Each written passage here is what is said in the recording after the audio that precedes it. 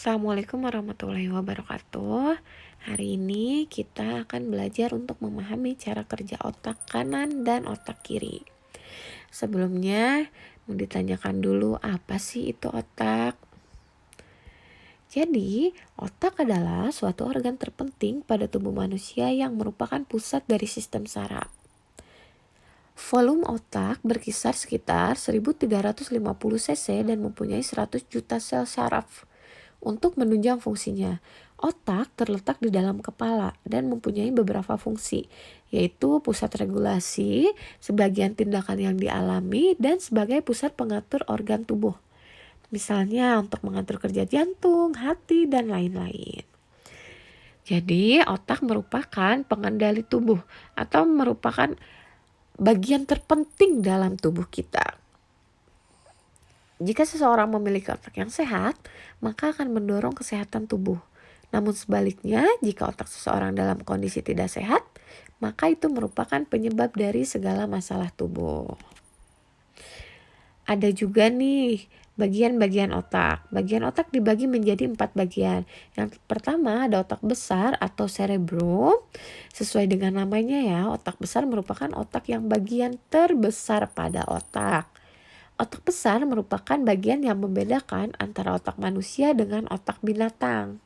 Dengan otak besar, manusia dapat berpikir, mengendalikan pikiran, berbicara, mengingat, bahkan menggerakkan hal yang lain. Untuk otak besar sendiri ini memiliki hubungan dengan perilaku manusia, seperti kemampuan bergerak, kognitif, perencanaan, penyelesaian masalah, atau sensorik tubuh berupa tekanan, sentuhan, rabaan, dan lain-lain.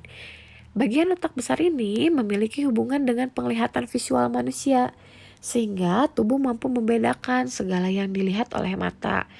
Misal membedakan mana siang hari dan malam hari, karena di malam hari cenderung lebih gelap dan di siang hari lebih terang, atau membedakan warna dan lain-lain. Ada juga nih yang dimaksud dengan otak kecil atau cerebellum.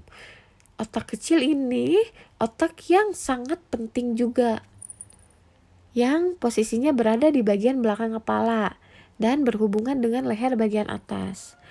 Otak kecil ini fungsinya apa sih? Otak kecil berfungsi sebagai gerakan manusia, seperti mengontrol tubuh, mengatur sikap, dan posisi tubuh. Kebayang gak sih kalau misalkan kita gak mempunyai otak kecil, gimana rasanya?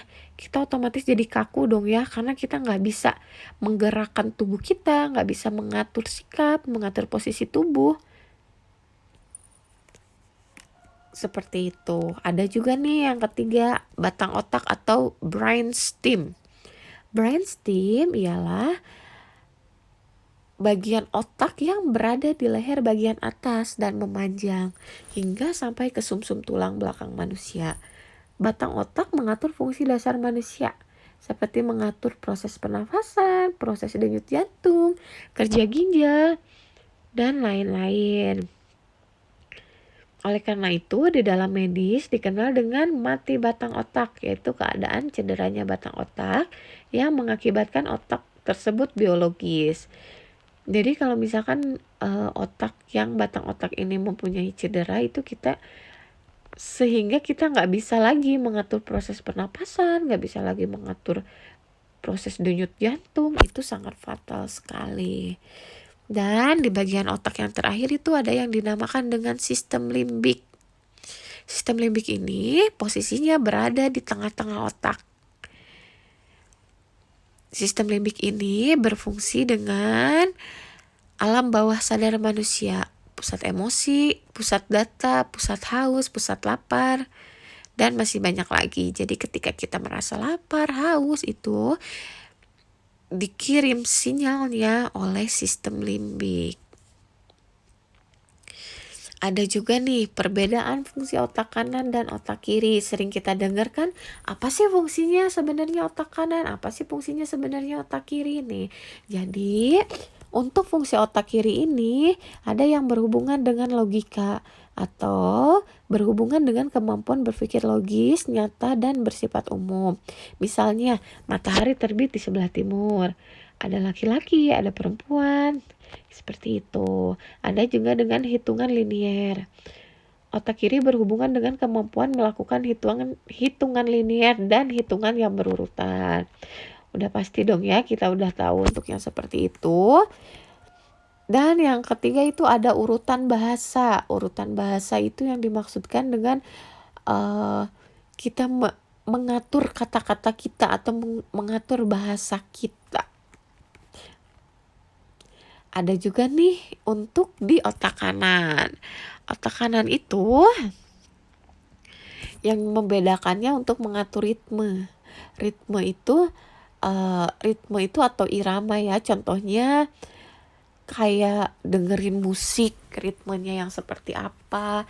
Kita lebih suka yang jenis musik yang seperti apa. Nah, itu diaturnya oleh otak kanan. Otak kanan itu juga tentang kreativitas. Jadi kita bisa berkreativitas itu karena diatur oleh otak kanan. Ada juga imajinasi. Imajinasi itu apa sih?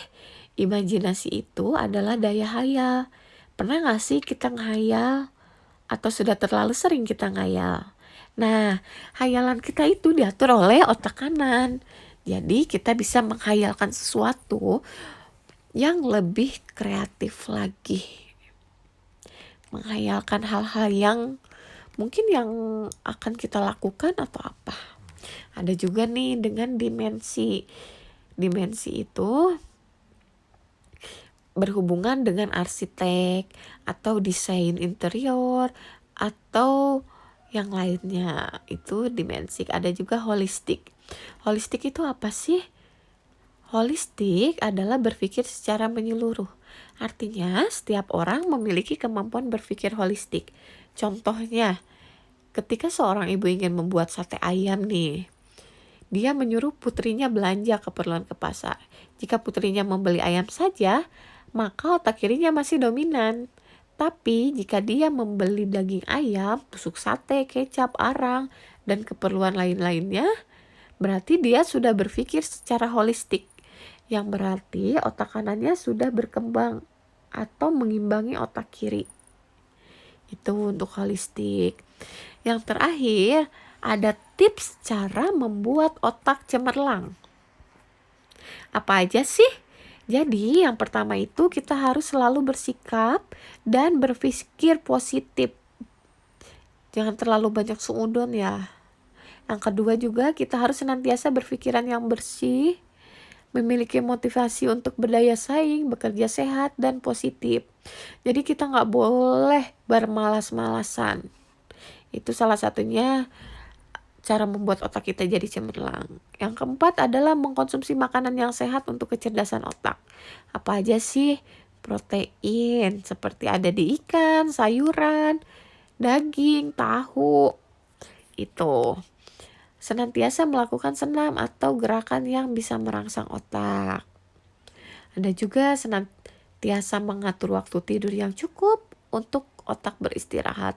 Jadi kita tetap pola tidurnya harus diatur. Maksimal kita tidur di jam 10 malam itu udah maksimal banget ya. Bangun jam 5 pagi atau jam 4. Nah, yang terakhir itu berdoa dan bersihkan pikiran-pikiran kotor.